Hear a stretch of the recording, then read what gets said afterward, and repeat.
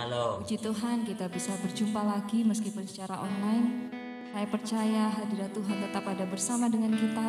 Dan sukacita Tuhan tetap ada bersama dalam hidup kita. Amin. Mari kita akan siapkan hati kita. Kita akan nyatakan rasa syukur kita. Kita akan nyatakan iman kita. Bahwa Allah yang besar itu tetap ada dalam hidup kita. Amin.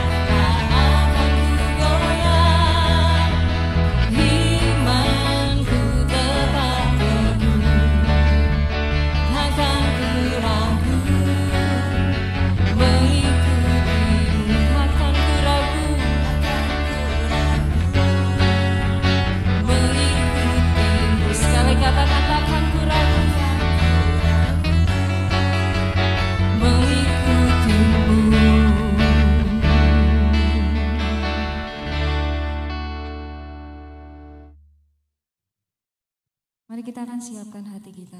Kita akan naikkan ucapan syukur kita. Kita akan naikkan penyembahan kita. Mari teduhkan hati.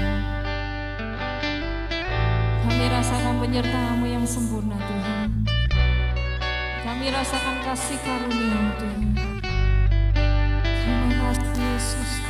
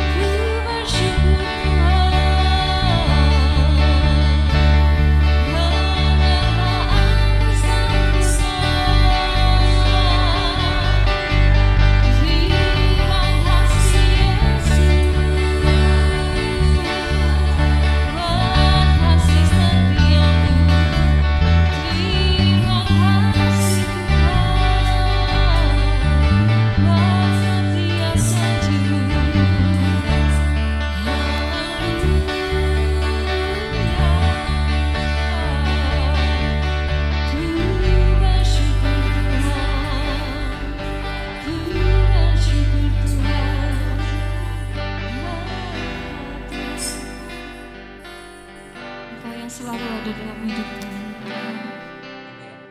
Engkau yang selalu memegang tangan kami.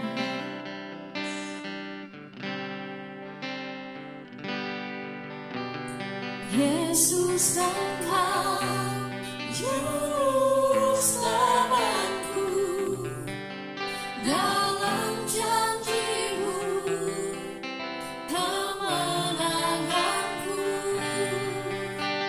Selamanya kan ku nyatakan besar setiamu Tuhan di hidupku.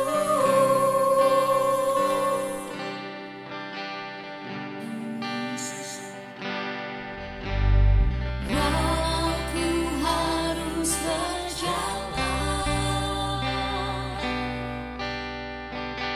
dalam lembah kekelaman, perlindungan-Mu,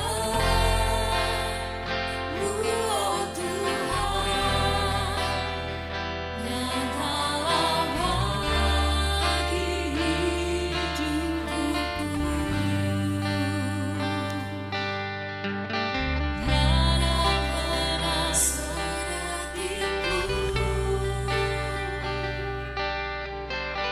tiada pernah Kau tinggalkan. Sungguh mulia dan sempurna, hanya Kau layani semua. Yesus, Engkau juru selamatku, dalam janji-Mu kemenanganku.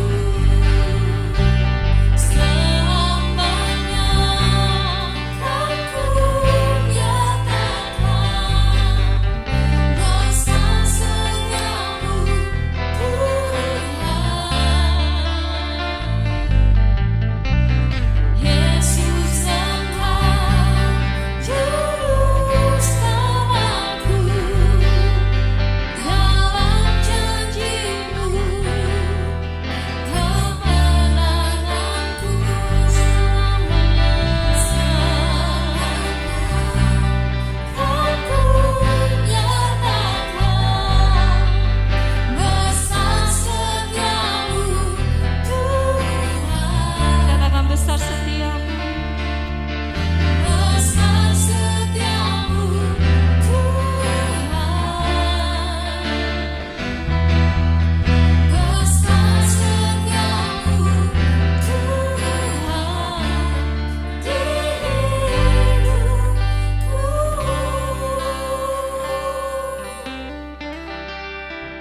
Kami mau siapkan hati kami Tuhan untuk mendengarkan kebenaran firman-Mu.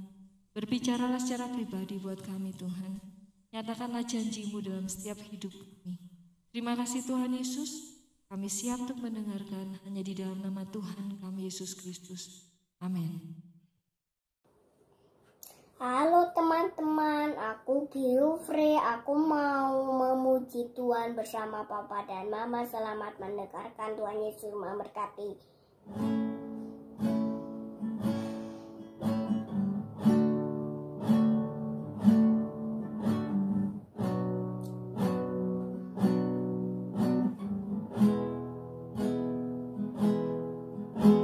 Saat ku melewati badai, ombak besar menerjang hidupku. Ku angkat tanganku berserah padamu, Yesus, Kau kekuatanku. Saat tak ada kepastian, jalan gelap menghadang langkahku. Ku pegang janji-Mu,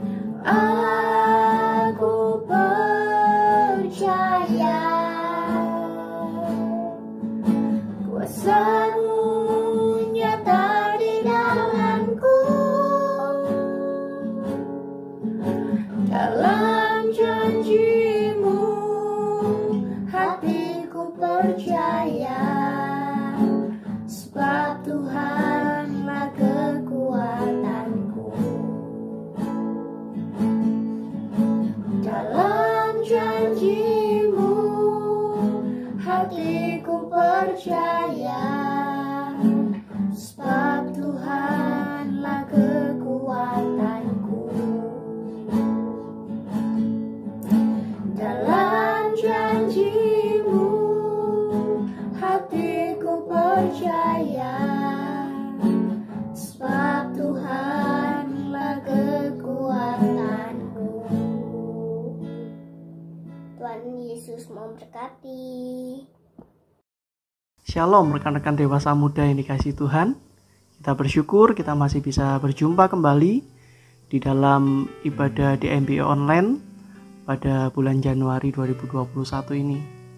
Saya bersyukur karena Tuhan memberikan kita kesempatan untuk kita bisa berjumpa kembali. Kalau kita mengamati di media sosial, kita bisa melihat beberapa waktu yang lalu media sosial kita sempat dihebohkan dengan sebuah pemberitaan bahwa ada seseorang yang berprofesi sebagai peramal yang mengungkapkan atau meramalkan bahwa tahun 2021 akan terjadi beberapa peristiwa yang kurang mengenakkan. Dan tentu ramalan ini menimbulkan kontra dan penolakan dari beberapa orang yang menyebutkan bahwa justru dengan ramalan tersebut itu yang dapat memicu seseorang untuk melakukan hal-hal yang negatif. Kemudian hal ini berlanjut dan ada beberapa orang yang bahkan ingin memperkarakan ramalan tersebut ke ranah hukum seperti itu.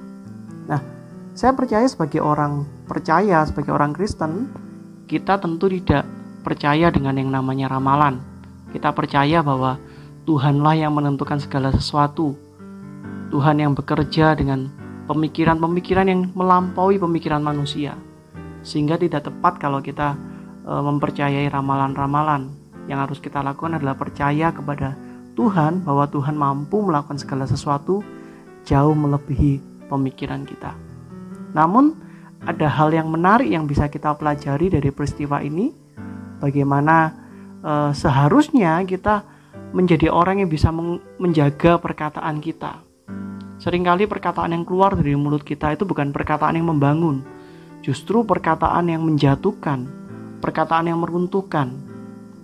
Dan firman Tuhan mengatakan bahwa hidup mati dikuasai oleh lidah. Dan siapa yang suka menggemakannya akan memakan buahnya. Kalau kita baca di dalam versi firman Allah yang hidup, di sana dikatakan dengan lebih jelas bahwa orang yang banyak bicara harus menanggung akibatnya. Ada orang yang mati karena salah berbicara. Karena itu sangat penting buat kita hari-hari ini menjaga perkataan kita. Hari ini kita akan belajar 3 hal penting, 3 alasan penting mengapa kita harus menjaga perkataan kita. Yang pertama, kita akan buka sama-sama Alkitab kita di dalam Yakobus 1 ayat 26. Yakobus 1 ayat 26 mengatakan bahwa jikalau ada orang yang menganggap dirinya beribadah tetapi tidak mengekang lidahnya, ia menipu dirinya sendiri, maka sia-sialah ibadahnya. Jadi firman Tuhan mengajarkan bahwa mengapa kita harus menjaga perkataan kita. Karena yang pertama, agar ibadah kita tidak sia-sia di hadapan Tuhan. Mengapa waktu kita tidak menjaga perkataan, ibadah kita bisa sia-sia di hadapan Tuhan? Karena saat kita banyak berkata-kata, saat kita banyak ngomong gitu ya, mengeluarkan perkataan-perkataan, maka semakin besar pula kemungkinan kita akan melakukan pelanggaran melalui perkataan kita. Ibarat seseorang yang berolahraga, namun dia tidak menjaga makanannya. Di satu sisi dia ingin supaya hidupnya sehat melalui olahraga, namun di sisi lain dia tidak menjaga makanannya, dia makan sembarangan. Sehingga olahraganya menjadi sia-sia. Seharusnya kalau dia ingin hidup sehat, maka selain olahraga dia juga harus mengimbangi dengan pola makan yang sehat. Nah, demikian juga dengan orang yang beribadah namun tidak mengekang mulutnya. Maka mulut yang tidak terkontrol, yang menimbulkan gosip, kesombongan, ceroboh, perkataan sia-sia, mengumpat, membuli, maka ibadah seseorang bisa dikatakan sia-sia. Di satu sisi ia ingin menyenangkan Tuhan lewat ibadahnya, tapi di sisi lain dia juga mendukakan Tuhan, menjadi batu sandungan buat orang lain lewat perkataannya. Rajin beribadah itu penting, dan saya juga mendorong setiap rekan-rekan dewasa muda untuk rajin beribadah. Namun hal kedua yang tidak kalah penting adalah jaga perkataan kita, agar perkataan kita tidak melukai, tidak menjadi batu sandungan buat orang lain, sehingga ibadah kita pun juga tidak sia-sia. Hal kedua, apa hal penting untuk kita bisa menjaga perkataan? Yang kedua, kita buka di Amsal 21 ayat 23. Di situ dikatakan, siapa menjaga mulut dan lidahnya, menjaga dirinya dari kesukaran. Artinya kita perlu menjaga perkataan kita supaya kita terhindar dari kesukaran. Ada banyak orang yang berdoa kepada Tuhan, minta damai sejahtera, minta sukacita, minta perlindungan, minta dijauhkan dari segala masalah. Namun, dia tidak menjaga perkataannya, sehingga justru perkataannya membawa dia ke dalam kondisi kesukaran, kesulitan.